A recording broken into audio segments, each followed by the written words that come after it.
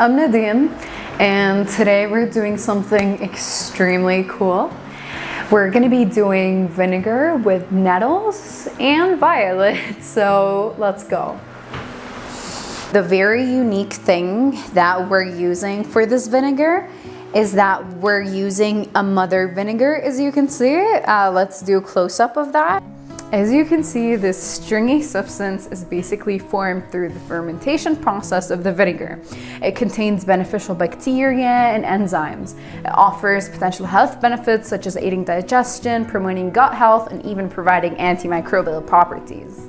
The process of it is that you put the dried nettles and the dried violet, you mix them with the vinegar, and you leave them in a jar for about 4 to 6 weeks.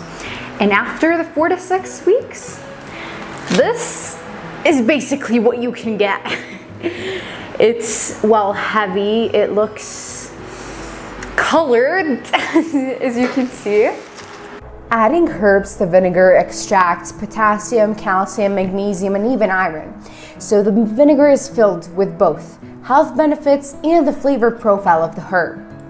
What I've done is basically I've left it there for too long. You bring the vinegar and you strain it, and this is what we're going to be doing together. It's going to be very messy, so I have gloves with me, so let's get started. So first of all, you want to be wearing gloves because you don't want to get vinegar on you. However, I did get vinegar on me. This is the glass bottle that I'm choosing to use for this video. I get a funnel, and with the funnel, what you need is basically this, which is a cheesecloth, a polyester, cotton cloth, even a t-shirt should work. We'll be putting it here. Okay. Finally. After various attempts of trying to open it, it wasn't working, so I had to take the gloves off.